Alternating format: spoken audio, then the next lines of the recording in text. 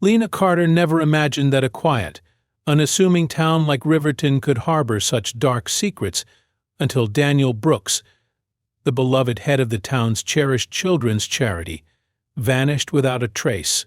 As the police investigation stalls, Lena's journalistic instincts push her to dig deeper, uncovering a trail of hidden financial records, mysterious disappearances, and dangerous whispers of corruption. The more she uncovers, the clearer it becomes Daniel's disappearance is no accident, and the quiet town she thought she knew is hiding a deadly conspiracy. But the closer Lena gets to the truth, the more perilous her own life becomes. Who is watching, and who will be next?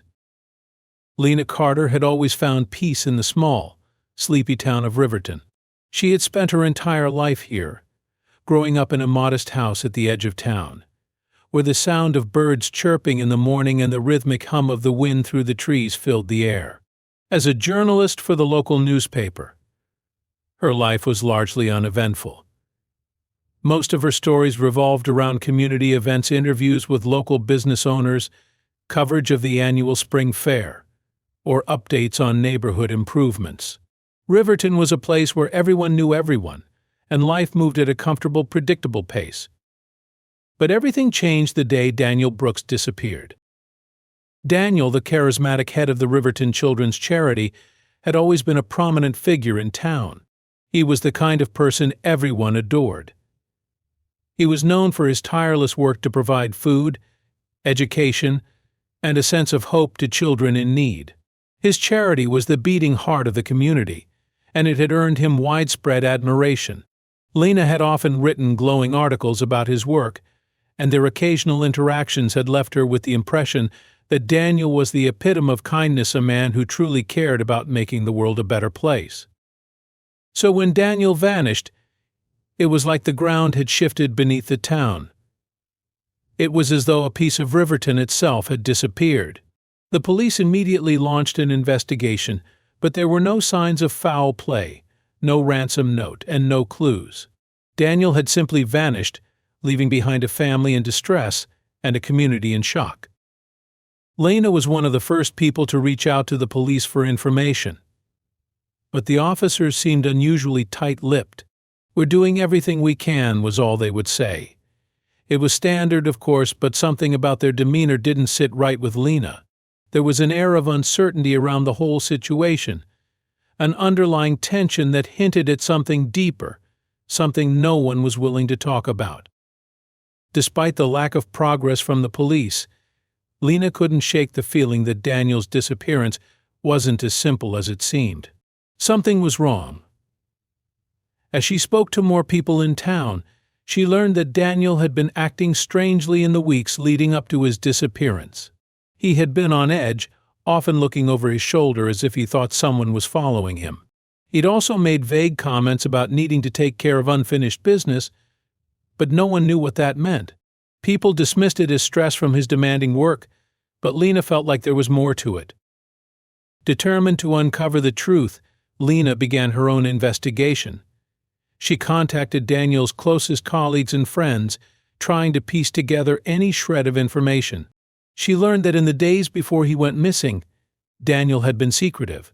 He had been working late at the office, staring at a set of financial documents he never shared with anyone. When Lena spoke to his assistant, Sarah, she found the young woman visibly shaken. Sarah spoke in hushed tones, revealing that Daniel had been under a great deal of stress. He had been worried, paranoid even, about something he had discovered. "It wasn't just the charity," Sarah said, glancing nervously over her shoulder. "He thought there was something bigger going on. He thought people were watching him." Lena pressed further, but Sarah clammed up, refusing to say anything else. It was clear that Sarah knew more than she was letting on, but fear had a firm grip on her. As Lena continued to investigate, she started to uncover disturbing patterns. The police had written off Daniel's disappearance as a random event, but Lena's instincts told her that there was something far more sinister at play. She discovered that there had been several other disappearances in Riverton over the years, each involving people with connections to the charity. At first, the cases had seemed unrelated people leaving town, abandoning their lives for no apparent reason. But now, Lena realized that all of the missing individuals had worked with or volunteered for Daniel's charity. It wasn't coincidence. It was too much to ignore. What really sent a chill down her spine was the discovery that the charity's finances had never been fully audited.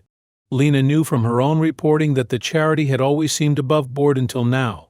She obtained some financial records, and what she found was troubling. Large sums of money had been transferred to accounts under the names of people Lena didn't recognize. The amounts were significant, enough to suggest that the charity's funds were being used for something other than their stated purpose. The more Lena dug, the more she realized that Daniel had probably uncovered something he shouldn't have. She began to suspect that the charity, the one thing everyone in Riverton held dear, wasn't just a place for good deeds. It was a front for something much darker. Money laundering? Illegal investments? The details were still hazy, but Lena was determined to find out. Her next lead came when she received an anonymous tip: "Look in the water." The message, left on her voicemail, was cryptic, but it immediately struck a chord with Lena. She knew there was a water treatment facility on the outskirts of town, a place that had always been shrouded in mystery. Years ago, rumors had circulated that strange things were happening there, but no one had ever been able to confirm anything. Late one evening, Lena drove to the water treatment plant. The place was dark, abandoned for years, but the security lights still flickered, casting an eerie glow over the area. Inside, Lena found nothing at first, but as she explored deeper into the facility, she stumbled upon a small office hidden in the back corner. There, in a locked drawer, was a ledger filled with names, dates, and financial transactions. Lena couldn't believe what she was seeing. Some of the names were familiar people who had vanished, including Daniel. Others were linked to the charity. The transactions were bizarre, with large sums of money being transferred to offshore accounts, all connected to an enigmatic individual who went by the name M. Lena had found the thread she was looking for, but as she took a photo of the ledger, a noise behind her made her jump. Someone was there. She quickly tucked the ledger into her bag and rushed out of the office. But by the time she reached her car, she saw someone watching her from the shadows. It was the unmistakable silhouette of a man. She tried to drive away, but her tires were slashed, the air filled with the sound of metal scraping against the pavement. The message was clear. Someone didn't want her to dig any deeper. That night, Lena's phone rang again. The voice on the other end was muffled, but she could make out a few words: "Stop, or you'll be next." Despite the threats, Lena refused to back down. The police were of no help. They were either too overwhelmed or complicit in the cover-up, but she couldn't be sure. Lena enlisted the help of an old friend, Alex, a former detective who had left the force under mysterious circumstances.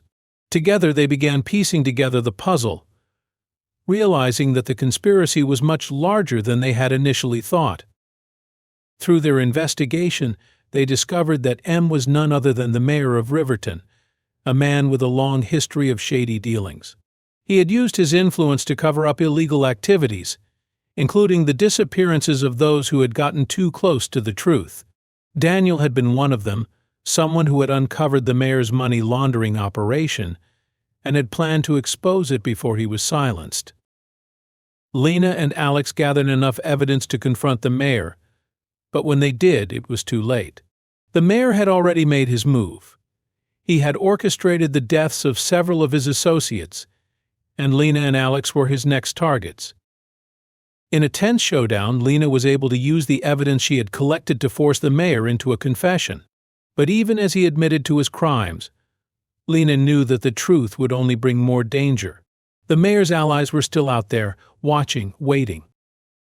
As Lena's article exposing the mayor and the charity's corruption was published, she realized that while the story was finally out in the open, the town of Riverton would never be the same again. People would be forced to confront the truth about their community and the secrets that had been buried for years. And as for Lena, she knew that while the conspiracy had been uncovered, the shadow of danger would continue to follow her. The town had been hiding its darkest secrets for far too long, and some things were better left in the dark. But Lena had brought them into the light, and there was no going back.